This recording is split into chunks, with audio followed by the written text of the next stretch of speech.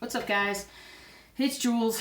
Thanks for coming back for another video. It is March 28th and it is a Wednesday night, and we are once again filming our video so we can show it again on Thursday morning. Tonight's a little bit different.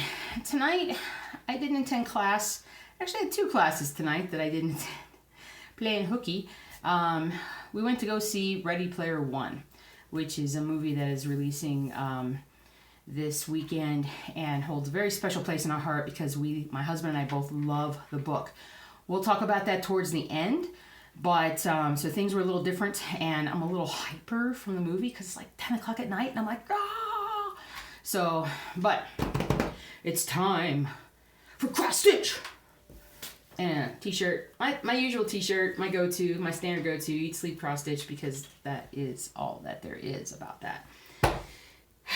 So, don't be disappointed. I didn't get as much done this week as I got done last week.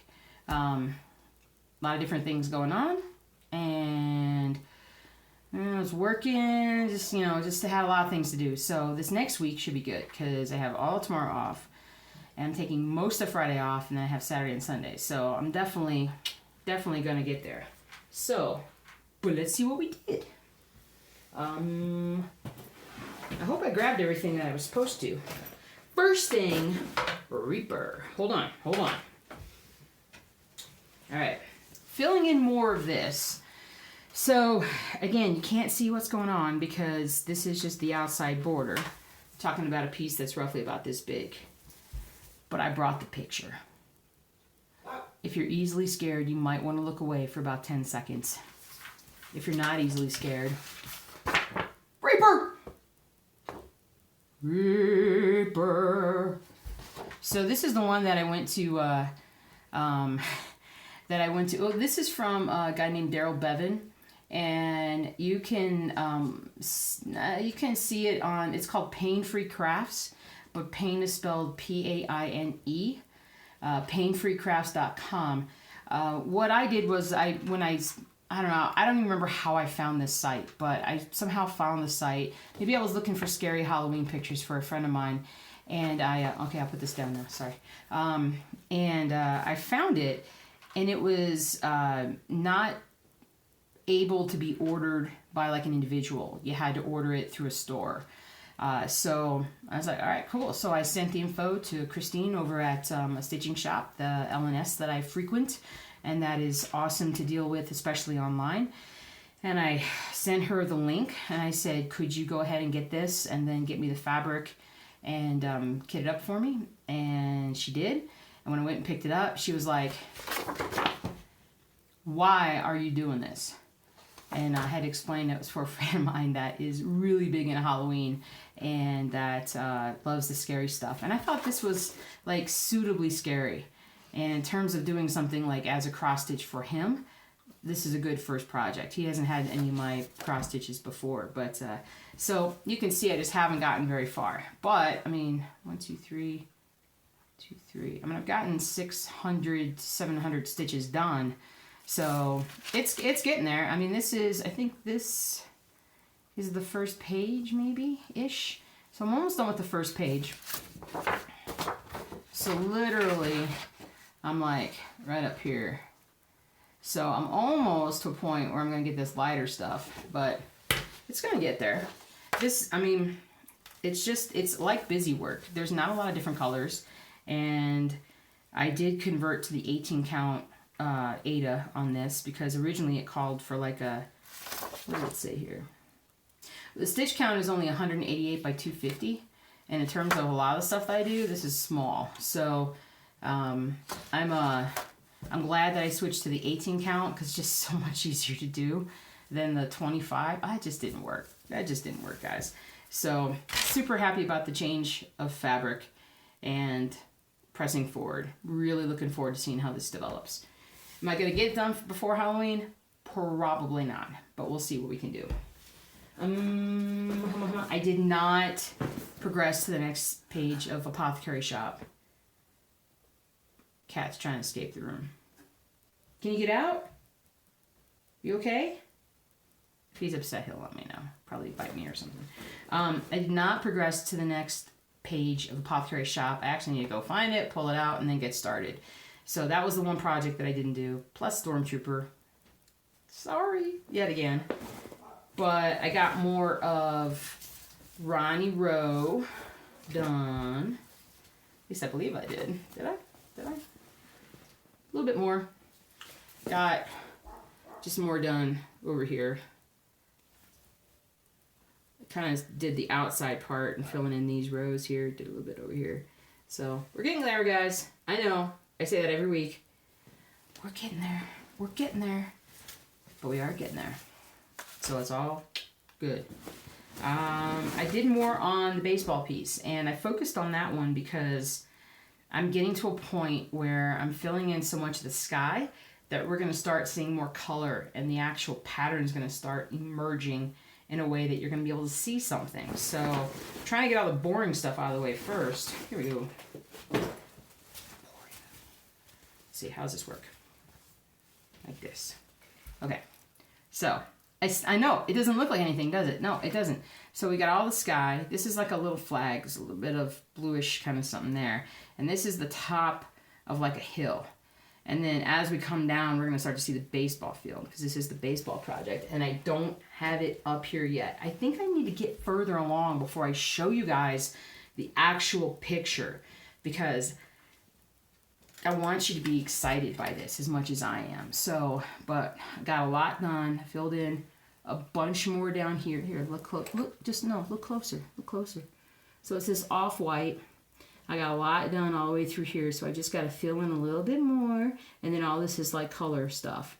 So we're getting there. We are getting there. Patience. Cross stitchers understand patience. Just like nurses. Nurses and cross stitchers. Like that.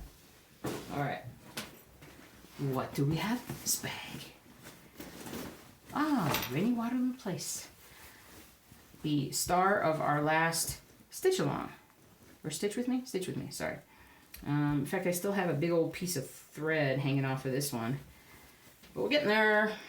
You can see, you guys, I know you can see progress this week. I know you can, because we've got this darker thing coming out here and a little bit more darker, and then this is coming down a lot more now.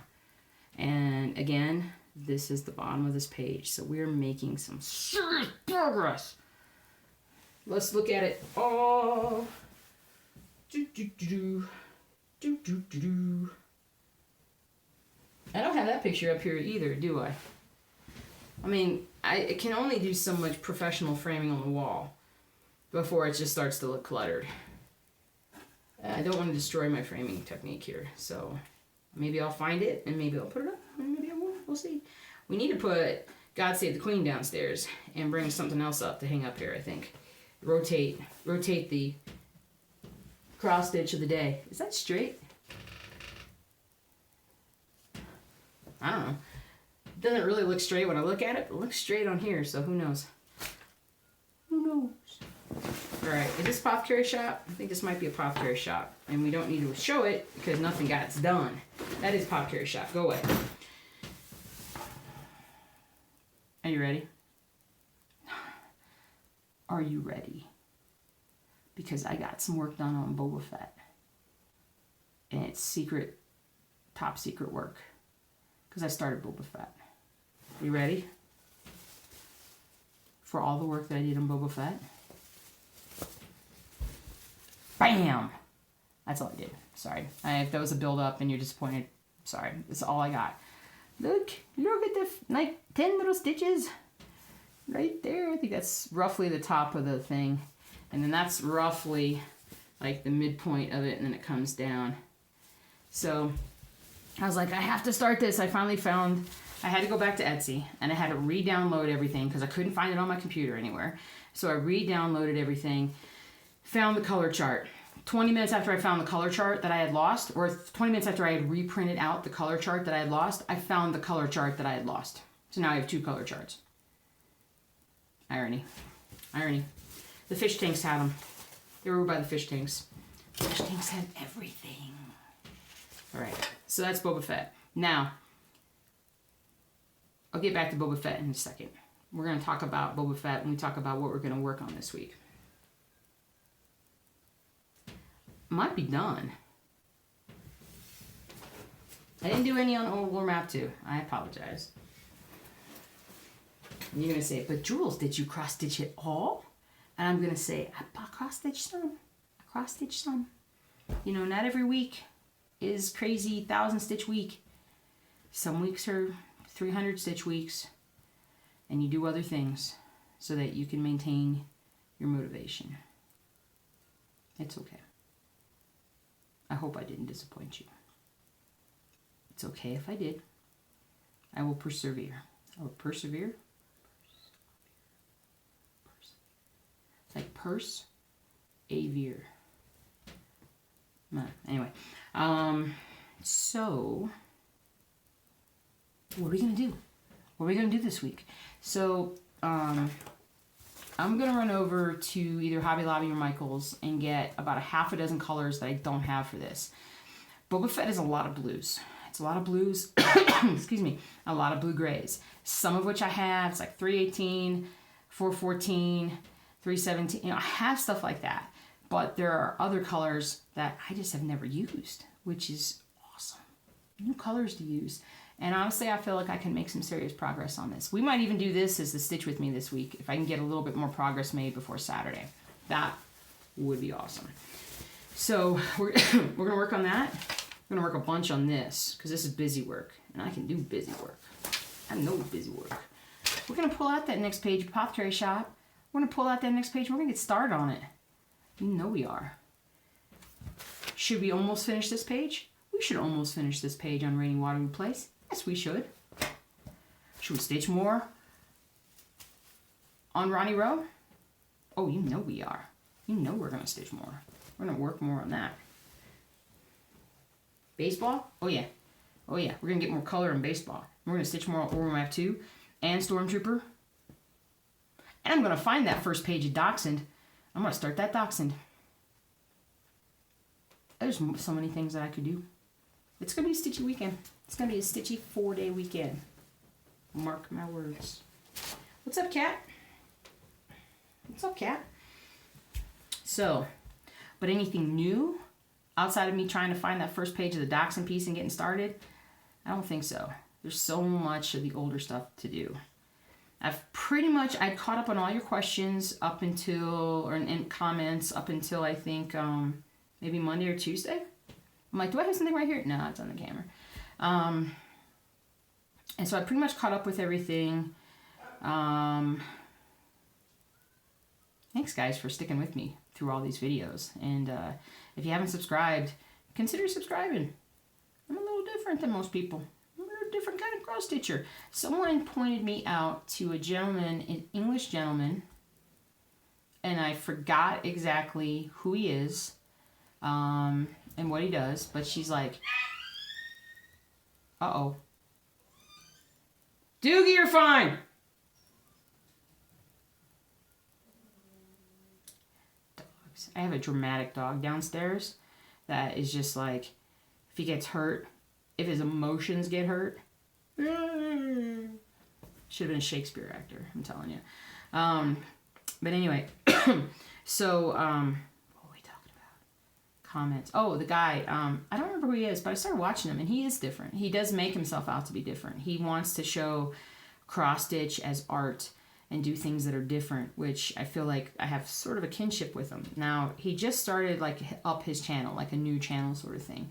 So I need to look more into it and see kind of what he's doing, because honest to gosh, if I could find something new that would inspire me even more, I mean, why not? It's going to be fun. But if I can remember who he is, I'll put him up here somewhere. But, you know, I'm not going to put him up just yet. I can't endorse him until I have seen more of what he does. But I'm a big fan of different. I'm a big fan of changing your expectations. I'm not looking to meet your expectations. I'm not looking to surpass them. I just like to change them and or erase them. How about that? That's pretty cool too. Where's the cat?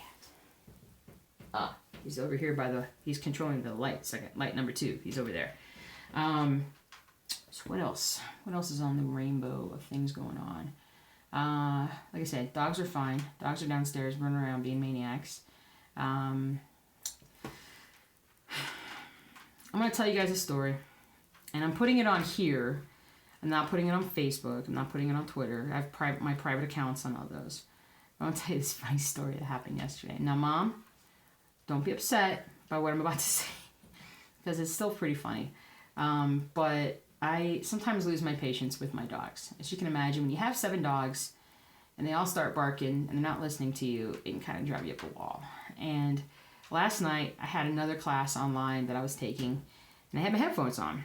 My husband was upstairs playing video games, and I'm downstairs kind of minding the dogs as well as taking my class. And at some point, the dogs just start going nuts. And usually I can kind of pull the headphones off and kind of yell at them a little bit to get my voice above their din, and they'll calm down. This time it didn't work. And I just was like, oh, I can't hear what I'm supposed to be hearing here. So I throw down my headphones, and I'm frustrated, and I go marching up to the main level, just like 4 steps up to the house. And like the biggest dogs are like going against the window, and they're going against the door, and the other dogs are running around, they're being crazy. And I'm just like, get down. They didn't really hear me. So I raised my voice up to drill. I call it drill sergeant level. And drill sergeant level is literally drill sergeant. I can really project and when I need to, and it comes from deep, deep down. And it's not a yell, it's more just a drill sergeant. And I will admit, I used a certain choice word, and I was like, get your blank down, super loud. The dogs immediately are like, oh, she means business. So I'll get down and like, okay, we'll go along. And then I'm like, why are they jumping against the door? I wonder if there's someone there. So I walk over to the door, and I peel aside the little screen thing we have there. And there's these 2 nice-looking young Mormon boys who wanted to talk to me.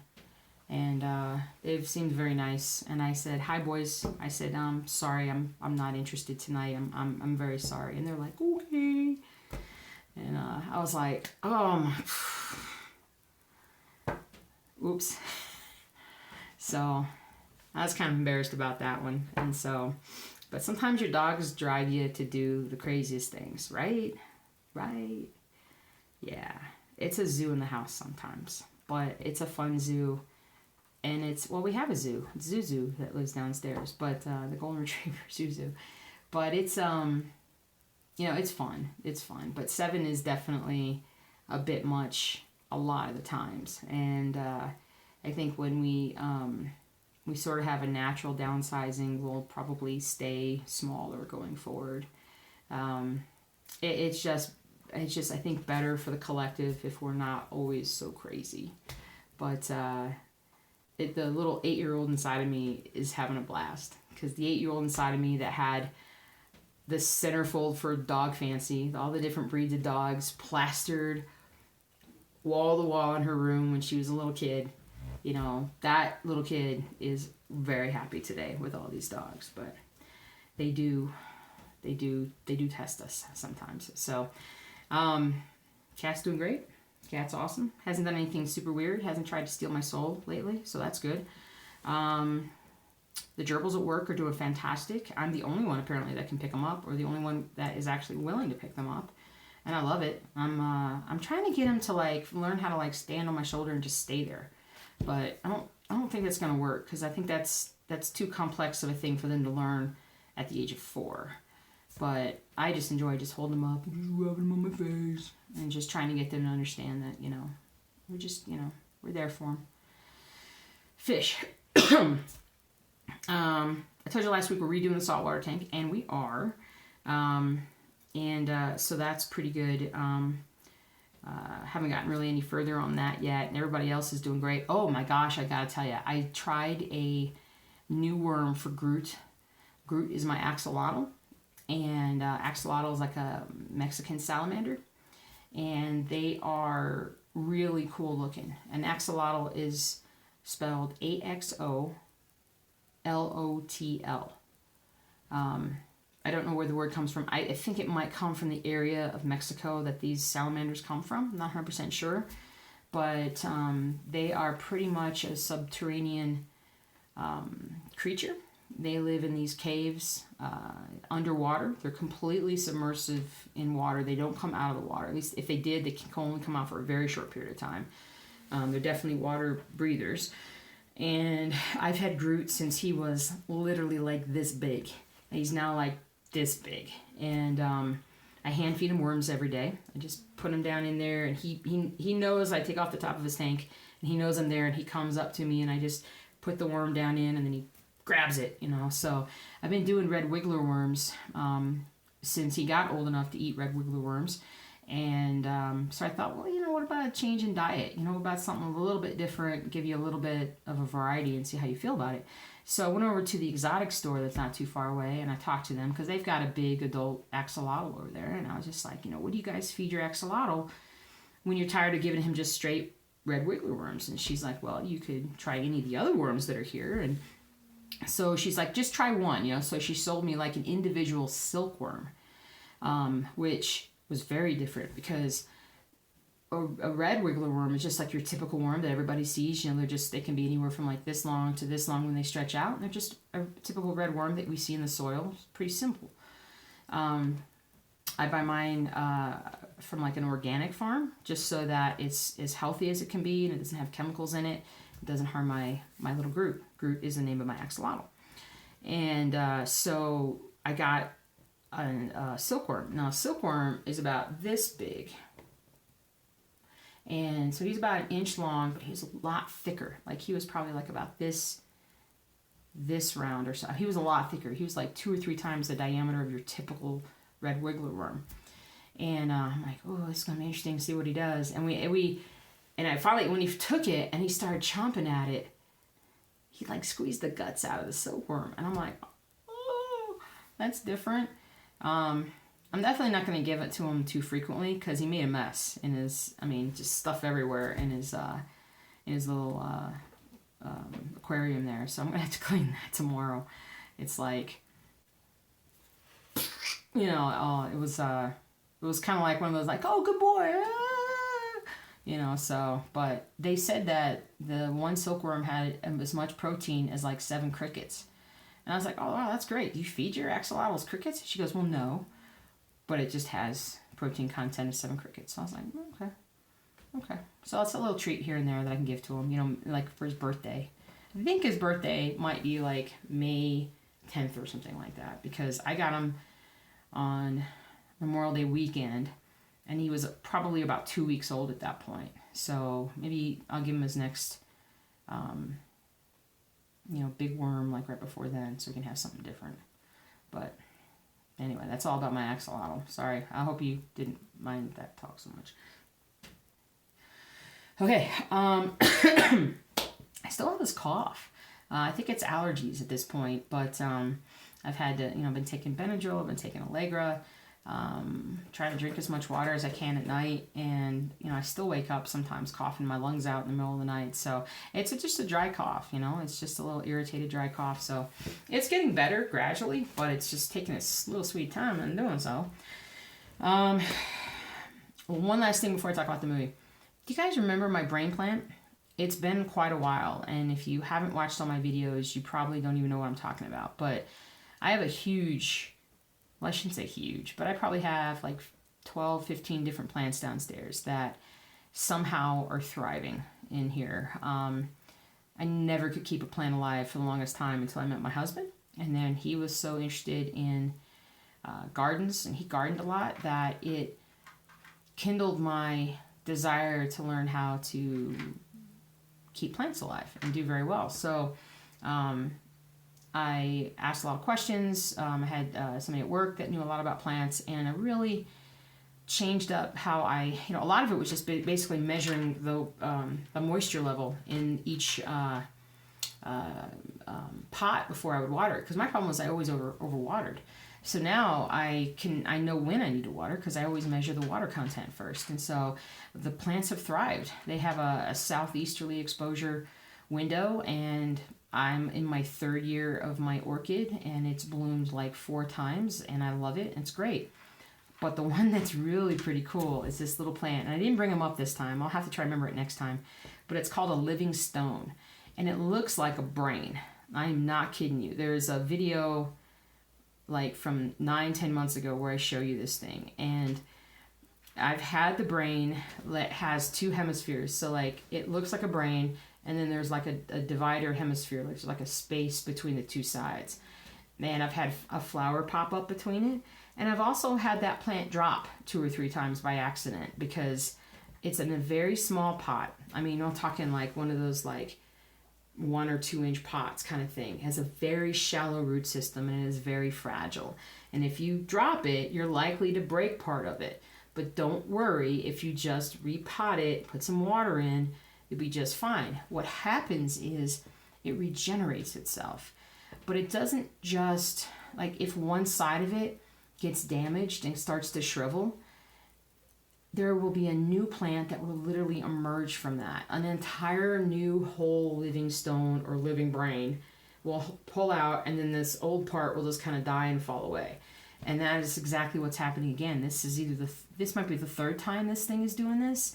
I love it. It is so cool to watch. I'm going to try and remember to show this either on the Saturday Stitch With Me video or next week. But I got to show you guys it soon because the new one's popping through so much now that the old one's falling away, and I just got to show you guys it. So, movie. All right, let's finish up with the movie. So, Ready Player One. If you haven't heard of it, I'm not surprised. It is a sort of cultish fan favorite in it, a book, basically, written by this guy, like, I don't know, at least a decade ago. And the gist of the movie, or the gist of the book, is that it's a futuristic sci-fi tale in which people are no longer living their lives like me to you, or like, you know, touching and seeing and talking and going out and talking to people. The economy has collapsed. The environment's gone to waste.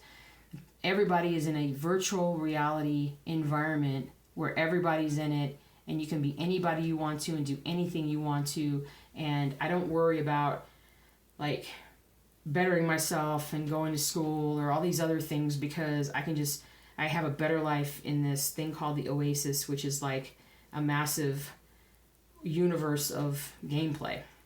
And basically there's a contest made by the creator.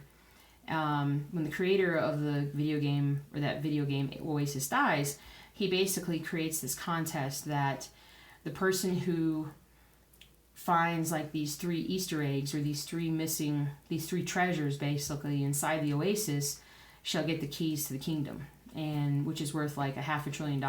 And you know, basically you could do anything inside the Oasis that you want. And so like everybody and their brother is like trying to find these keys, and there's like this overlord, big time corporation that is trying to swoop in and take over everything. If they take over everything, they're gonna like make it so that you have to pay for every little thing, and a lot of people won't be able to do that. They'll be forced out, and there's just so many different things going on. Now, if you see the movie, that's awesome, but what you really ought to do is read the book. The good thing about this movie is my husband and I love this book so much. This was actually, when we first met on our first date, this was one of the first things that he recommended to me that I had never even heard of. He's like, you know, you should really read this book. It's an amazing book. I think you'd love it. And the ironic thing was, I had dinner with some friends that night, and one of my friends was like, you should read this. I just finished reading this book. You should read this book. You'd really like it. And I'm like, whoa, coincidence? And so I read the book, and I loved it. It was fantastic. And we have the audiobook from Audible, and we listen to the audiobook at least once a week. And we've listened to it through many times, and we love it. And the great thing about what they did with the movie is that they didn't try to be faithful to the book. I think they saw that the book there's so much in it that is so different and so impossible to convey in a movie, that they simply retold the story and did it in a way that made more sense as a movie. So if you want to go to the movie thinking that you're going to just see a retelling or seeing the book, you're not, and you're going to be disappointed. But if you want to just go and experience the environment, which is what I really wanted to do, I was actually quite pleased with it because it's now I have like two totally separate stories that I both really like, and it never like made me think poorly of the book because it did a bad movie. So I'm super happy about it. My husband really liked it too, and I think we're gonna definitely have to sit down and watch it a lot more because there's just a lot of 80s references and stuff in there. But anyway, consider if you like books, if you like books about 80s 80s nostalgia, it's really a fantastic book. So my mouth is dry. I'm surprised I'm not coughing. I'm just blah, blah, blah, blah, blah. It's like 30 minutes in, guys. I did not think I'd talk this long. I gotta go downstairs and see what the dogs have destroyed. I'm gonna load this up in the morning, and I'm gonna get started stitching and get a lot of stitching done this weekend. There'll be a lot more progress for next week. I also didn't do any blog posts in the last 3 or 4 days. I'm gonna remedy that. I'm gonna change that. I'm gonna do some stuff. So happy stitching. I hope you enjoyed the update. I hope I didn't like ramble on too long, but I'll see you guys later, and watch out for the Reaper. This will be cooler when it's getting closer to Halloween. Won't be scarier. You guys take care. Be safe, be warm, and I will talk to you later. Cheers.